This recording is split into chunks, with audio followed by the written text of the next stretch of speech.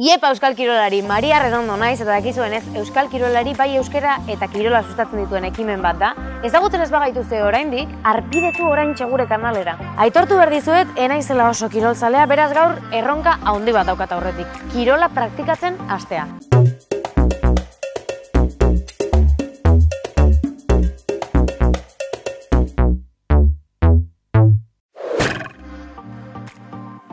Horretarako laguntzaile bat bilatu dut. Tidoreko yoga irakaslea den Ester Fernandez. Guazen!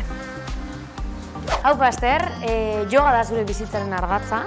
Nik aitortu behar dizut, ez dela yoga hain ere bizi oson, nire lehenengo klasea da, ez dakit nola moldatuko naizen.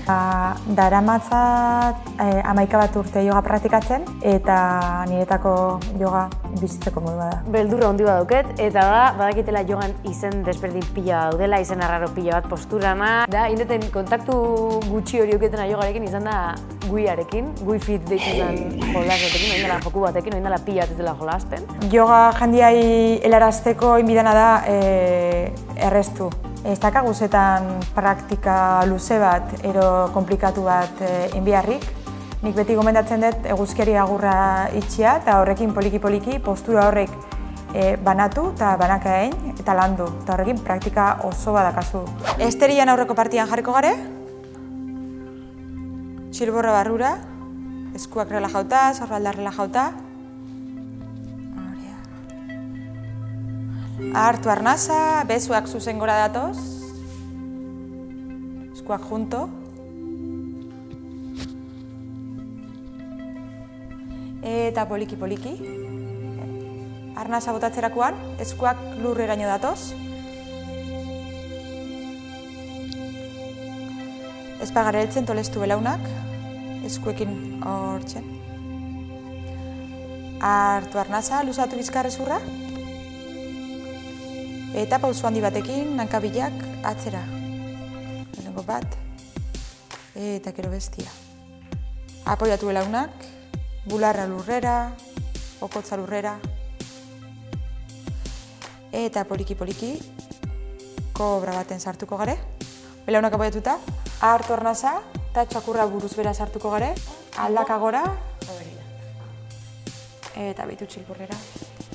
Zapaldu ondo eskuekin, gorputzan pixua atzera bidaltzeko. Sorbaldak relajatu, burua relajatu.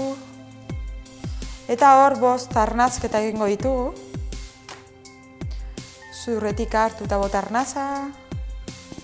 4 hartzerakoan eta 8 botatzerakoan. Gehien harritu nagoena da, nik beti pentsau izan dutela oso flexible da nintzela, oso elastizidade handia neukela, baina gero ikusi dut Ester, bai oin osoa, bai esku osoa apoiatzen zola, eta sentitu nahi zuten da nik, bueno, landu behar dut hau pila bat. Aldaka goian mantenduta, eskumako hanka esku tartera dator, ezkerreko hanka jarraitzen dutza, hartu arnasa, bizkarrezurra zuzen, eta bota, eta poliki-poliki gora. Bezuak gora datoz, bezuak aktibatu.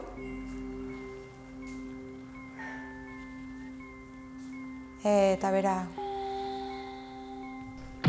Oso ondo ikusi dut, Maria, lehengoko aldia izateko egia esan da oso ondo barneratu du.